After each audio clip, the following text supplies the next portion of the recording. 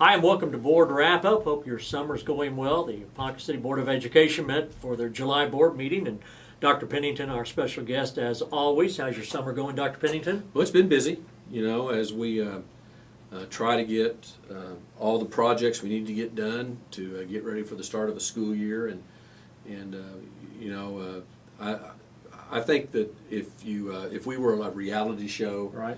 I think people would really be surprised at how much work and how much activity goes on in the summer within the school district. We probably at least once a week have had our West Conference Room full of staff members who have been in for training in various programs. Our maintenance crew is either mowing the grass, which because all of a sudden after having a drought it seems like it rains every other day and we've had more grass to cut than we have in years. We seem to always be behind. But when they're not doing that, they're either at a building site, either fixing something or doing something to prepare a facility for school next year.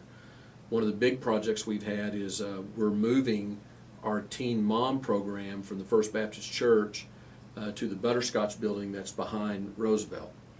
And so we've had to get that building ready. I mean, that building has not been used for a number of years. We've kind of had storage in there, so we're in there doing some renovating, painting, putting some new carpet in, building some walls, getting that facility ready to be a building for not only an education building but also a daycare, because we provide child care for those young ladies while they're attending school. So that's been pretty busy. We're completely renovating and redoing our alternative program at the high school.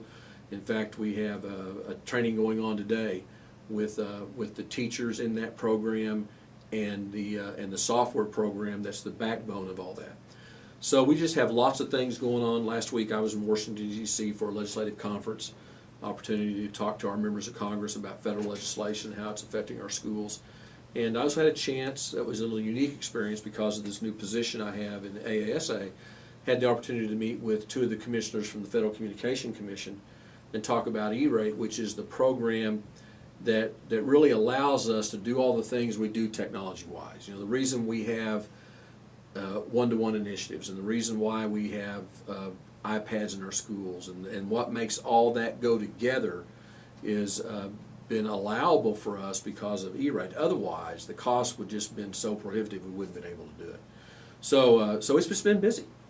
I know that part of your board meeting in July was a report on how some of that technology is being used and how it's helping our students. Mm-hmm. I think it's important, and obviously you do, to keep the parents updated Right. as to advances that our schools Right. are making.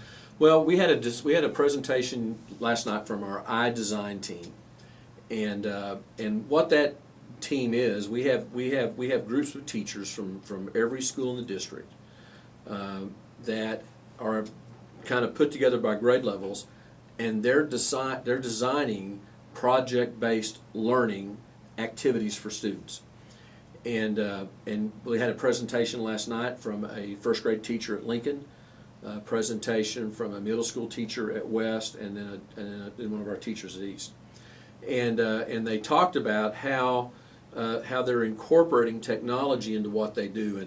And I would just encourage our viewers to take opportunity and to watch last night's board meeting. I'm not sure how clear it will be, but the presentation on iDesign, and especially what our first graders did with iPads and how they research topics. And it doesn't look like a sophisticated product that an adult would produce, but for first graders and for them to, they did a comparison on Abraham Lincoln and Martin Luther King. And so what's similar about these two men and what's different? Well, they had to do research. They had to read. They had to make decisions. They had to do vocabulary. I mean, it's just a really powerful presentation that was done last night on the power of technology to inspire students to go beyond the fact that, you think about a typical first grade class, Abraham Lincoln was president of the United States, okay? But this is more than that. It's, where he grew up and what did he do as president? How did he die? What happened? Who was Martin Luther King? Where did he grow up? What did he say? What makes him great? And why is he an important figure in American history? Why is Abraham Lincoln an important figure in American history? And it's more than just the fact that somebody was president or somebody was a civil rights leader. It's what did those men do with their lives, and how do they make a difference in the world? Which is, of course, in my opinion, very appropriate, because this August is the 50th anniversary of Martin Luther King's "I Have a Dream" speech, and a chance for us to sit back and look back at a country and the vision that Martin Luther King laid out, and where are we in that vision? You know, we think that we have come a long way. I mean, I was a student in 1963. I attended segregated schools in Tulsa in the 60s, and was in Tulsa Public when they started to integrate their schools. So I know we've come a long way. But you know, when you look at that and you look at the vision that Martin Luther King had, you know, we're not there yet. When you look at the vision that Thomas Jefferson had for this country, and the founding fathers, you know, we've got a lot of work left to do, and I think that's what makes this country exciting, is that you know, we fuss, discuss, we have different opinions, different ideas, but we do have these core values of equality and opportunity for all, and that's a high standard to meet. And so our first graders are kind of having that discussion. So I think that's a really powerful thing. Absolutely. Speaking of teachers, it's hard to believe that the next time you and I sit down and talk like this will be the first day of school, 2013-14 school year. Have you got all your hiring done? Are you still looking? You know, we're still looking for 7 people, and I will tell you that this has been the most difficult year in my 18 years as a school superintendent to hire staff, and it's not because we're not hiring, because we were very pleased with the people we've hired so far, but we've had to really struggle and search and reach to find them. You know, typically the way the school business works is you have a job opening, and you know, you have a 3rd grade teaching position. You've got 25 applications, and you look through and you select the best of those 25 people.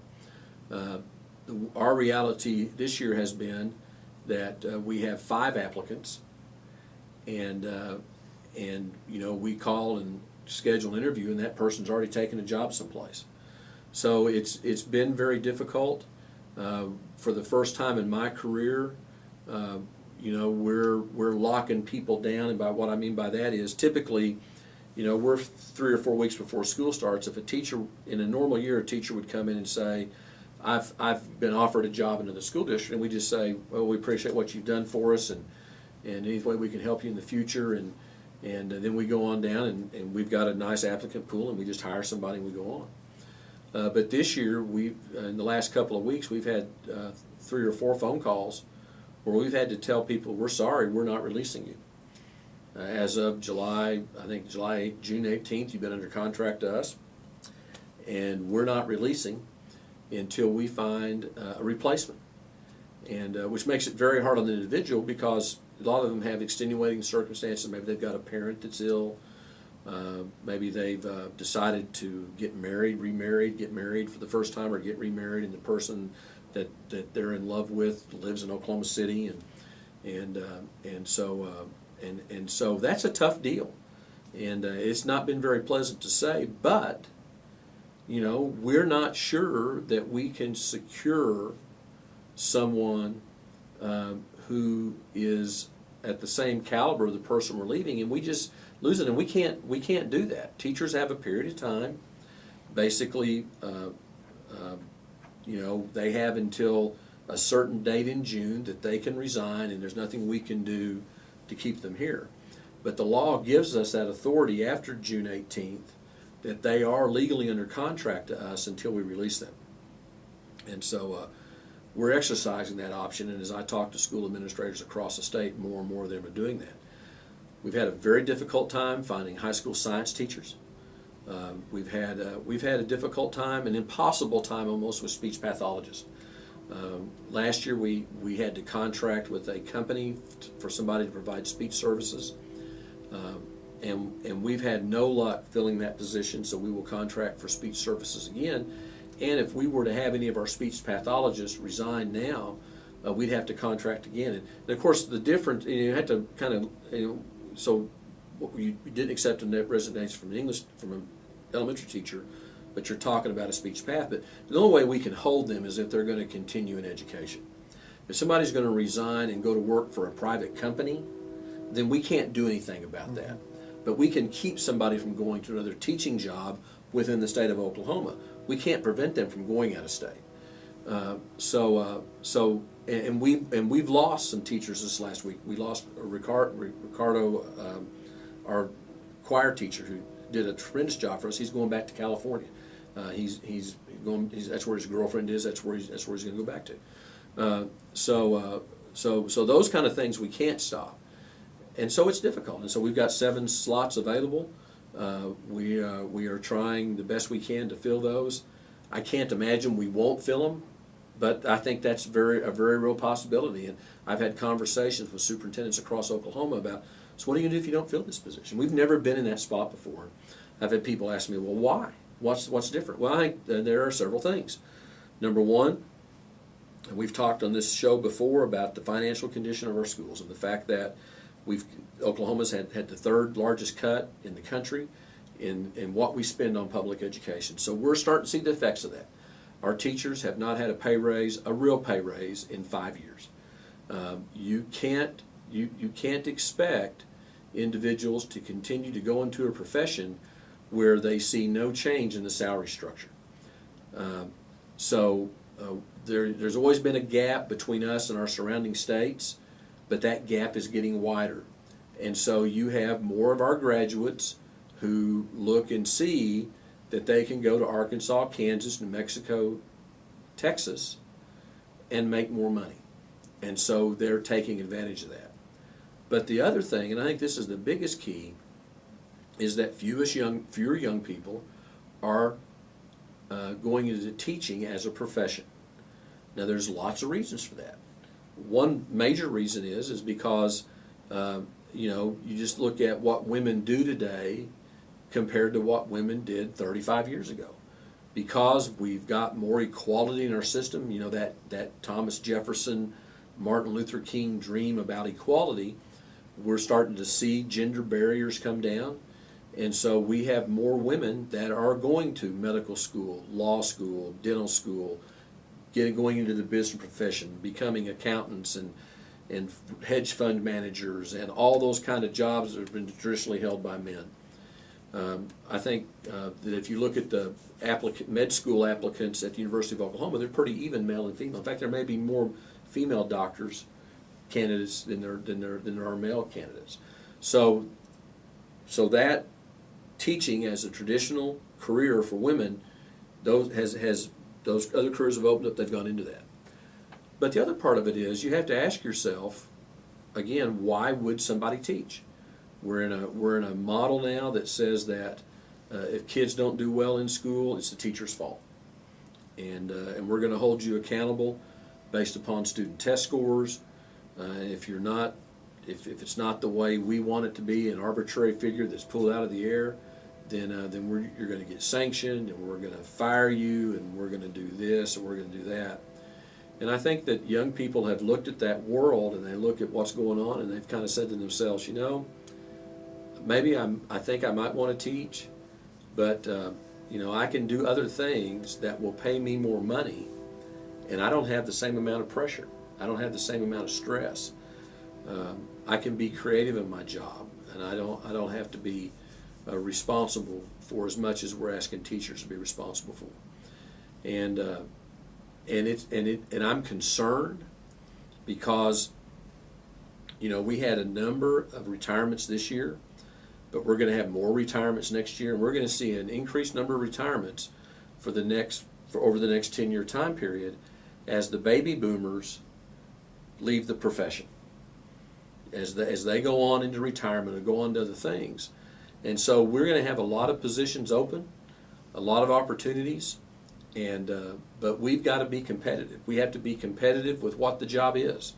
We have to have an environment that people want to work in. I think any business will tell you that today, that for professional labor, for the folks that have college degrees and have master's degrees, you've got to have an environment that they want to work in, because somebody else has an environment that they want to work in. So we've got to have an environment that people want to come into, and not just in Ponca City, but across education in general. We've got to have an environment that's attractive to young people.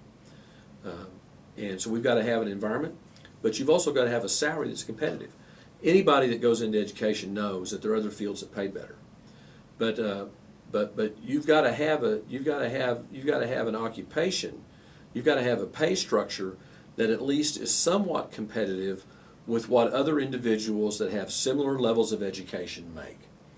And if you don't provide that, then people are going to say no. And you know what you're going to see down the line, and it probably may never happen here, but you're already seeing this now, where there are companies that are out there that they'll provide a service where you hire a teacher from overseas. You hire an English teacher from India, or you hire a chemistry teacher from India. Some place that English is a predominant language from a third world country, and you bring those folks over here to work for you. And you know, I don't know that that's what I don't know how I feel about that. Obviously, you got to have teachers in the classroom, but I don't know. I think we have to ask ourselves: is that really what we want to see education become? And not against people from India or Eastern Europe or any other place in the world that want to come here and live and work. I'm all for that. But I think that we just have to really think about what we want to do, and I think we have an obligation to make sure that first of all, that the young people we educate in Oklahoma in teacher education stay here. I mean, you talk about a waste of state resources. I mean, even though everybody that's a parent that has a kid in college knows that college expenses are high, but the state is still paying a portion of that. So, you know, we really have to ask ourselves, do we want to be an exporter of teachers? Do we want to spend state dollars educating, getting people degrees in education, and then have them go out of state? Well, if we don't want that to happen, then we better make our salary competitive, at least our starting salary competitive statewide with the states around us. Now, obviously, somebody wants to live in the Dallas metro area.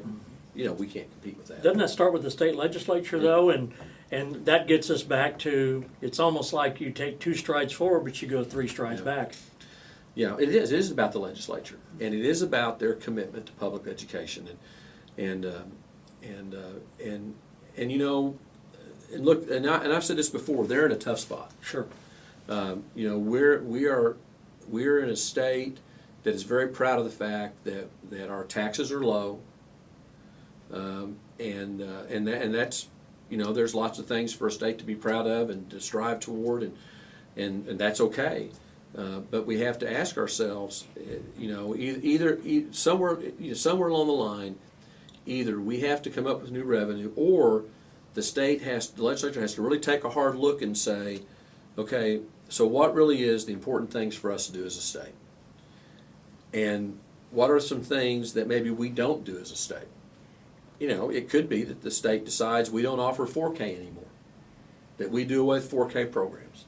Well, if we didn't have, 4K students across the state of Oklahoma, that would lower the number of students that we're funding in public education. There's a price to pay for that. I don't think that parents would think that's a good idea, that we no longer provided education for 4-year-olds. But we could do that. We could decide we're going to graduate you at the end of the 11th grade. You finish your junior year, you're ready to go to high school. You're ready to go to college. Well, you know, okay, we could do that. I mean, there's some things we could do educationally. You know, we always talk about school consolidation, but the reality is school consolidation is not going to save us the amount of money that we need. You know, here's really what's happened.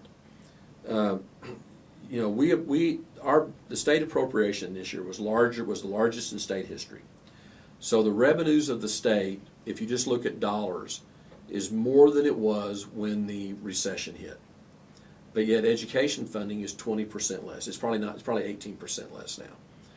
Well, so what's happened? Why is that? Well, the reality is that while our dollars are the same, we've had 5 years, and when you put inflation in there, there's about a $200 million gap between Oklahoma revenue and what if we'd have left everything the same, and we would not have done anything with any tax revenue, and we would have just had the natural growth that occurs because of inflation, we would have $200 to $300 more million dollars of state revenue in play right now. But we've cut taxes, and so the reality is because of those tax cuts, the amount of money Oklahoma has to invest in its schools, in higher ed, and we haven't kept up with inflation. And so that's why we don't have the money we need. And so it's a tricky thing, and you hope that maybe something happens and our state can grow its way out of this. But right now, the sentiment the legislature seems to be is anytime we get any growth, we're going to cut taxes, with the idea that we'll get more growth later on. Well, I can tell you, schools are feeling that right now. And again, what do we see? We're going to see elimination and cuts in programs, and we're going to see class sizes go up. And I, and from a professional standpoint, as a school administrator, I worry about this. We just appointed a new Secretary of Education, the gentleman that was just hired a couple of years ago to be the director of the state career tech system, and he has a great resume. But one of the things he's most well known for is a school called Carpe Diem Seize the Day that he started in Arizona, and it was what they call a blended model, but that model was basically 50 kids per teacher for secondary classes, and some reports are they had 250 students at the secondary level that a teacher was responsible for. Well, I just don't know that the correct vision for public education is that we have a room with 250 computers in it, and we have kids in that room, and then we have a teacher over here that is. I don't think that's the school experience. I know that's not what I want for my grandkids. Now that's a cheaper model. So there's ways to do it cheaper. So we have some real questions that we have to ask ourselves as citizens and as educators as we move forward. Surely each school district will have a say in whether that's what they want to be. I guess maybe not. Well, if there's not any money, you have X number of dollars to spend. How's the best way to educate students based on those dollars that you have? Mm-hmm. So if our budget doesn't change, then it always ends up getting back to fewer staff members. Whether that's fewer and we look, we've been through this we go through this all the time. There's a budget crisis. This is different. But do you need as many principals as you have? Do you need as many central office people as you had? How many superintendents do you need in the state? There's always ways to do it cheaper, but it may not be better, and it may not be quality education. So if you're just wanting to warehouse kids, then you can do that. I don't think, again, that's not my vision for what the future of education is. My vision for the future of education is what you saw on the iDesign presentation last night, where students are involved and are using technology to explore and dig into things deeper and to follow their interest, and that teacher is a facilitator, but it's not just I look at a computer screen and I click keys all day long. There's a place for that. For some kids, that's the best system to have. But I don't think that's the best for every child, and I don't think that's the way we want to operate all of our classes. Well, on average, and you may or may not be able to answer this off the top of your head, at the end of the last school year, what was our student-teacher ratio maybe across the board? Well, we're about, when you look at it, when you break it down for everything we have at all levels and throw the special ed classes in there, we're about 16 students per one teacher. Now, obviously, if you're a third grade teacher at one of our elementary schools, you may have 27 kids in your classroom. And that's higher than it should be. If you go back to 1017, it ought to be 20. But the last 4 years, the legislature has said 1017 doesn't apply. Well, if it doesn't apply, then you don't have to fund it. at the state level. Right. I mean, it takes the burden off of them to provide us the funds because they say, well, we're suspending the law because of this financial crisis, which doesn't make sense when you look at the fact that revenues are back to where they were 5 years ago. Right. But so they've just suspended it. So that's part of the issue. At the secondary level, the law says that at the high school, our teachers could have on their roster of students they teach, they could have 125 kids a day. And we have very few teachers at the high school that have those kind of that have those kind of numbers. So again, if you've got one teacher serving 125 or one teacher serving 250, obviously, if you're just worried about budget and administration, that's a better deal. Just like if instead of you doing one radio show a day, you did them all. Mm-hmm. You went on the air at 7 and left at 5 and did the midday report and you were just the on-air personality all day long. You'd have teachers, they may be cutting the costs, but they'd be exhausted after they get done with their workday. It wouldn't be quality education, and it would be, and the only way you can do that is to see where almost all the instruction is provided by the computer, and it's a packaged program. And again, we do some of that our alternative school is kind of set up that way. We do a little bit different in that we have, we don't just have one person supervising 50 kids. We actually have subject matter teachers in there working with the students. But again, and because our alternative school, when you look at it, our student-teacher ratio in there is probably this year going to be about 10 kids to one teacher. So it's a very low student-teacher ratio. There's just lots of questions that we have, and I don't know what the future is going to bring. I know that if we don't see some way, find ways to get more money to our public schools, that we're going to see ourselves making some decisions that I don't think we want to make, and I think you're going to see fewer students, fewer young people choose to be educators in our state, and I don't think that's good for us. I don't think that's what the people want. They want to have quality schools and they want to have low taxes, and there's nothing wrong with that. The challenge the legislature has is to figure out how to do that, and if they can't do it, then either tell the schools that we can't do exactly the same system we've had in place, and so you guys need to do some things. You need to eliminate some programs, you need to combine some classes, you need to whatever it is, or tell the public that we can't do this unless we have additional funding from you. Anything else about the July board meeting that you wanted to address before we end our program? I think that obviously typical July. If you watch the replay, you'll see we do a whole bunch of contracts. We do those every year at this time of year, and so that's pretty typical. Again, the iDesign I think was really a good presentation last night. And the other thing is that, for the last 9 or 10 years, we've been fussing as schools about No Child Left Behind. And hopefully this week, the House of Representatives is going to vote on House Resolution 5, which is the House version of how No Child Left Behind needs to be replaced, the way they think it ought to work. It's not a perfect bill. There are some things in that I wrote that I don't like, but what I like best about it is it really is structured in such a way to return almost all the education decisions to the state. It's a framework. You need to assess your students, okay? That's fine. Your state should have standards, okay?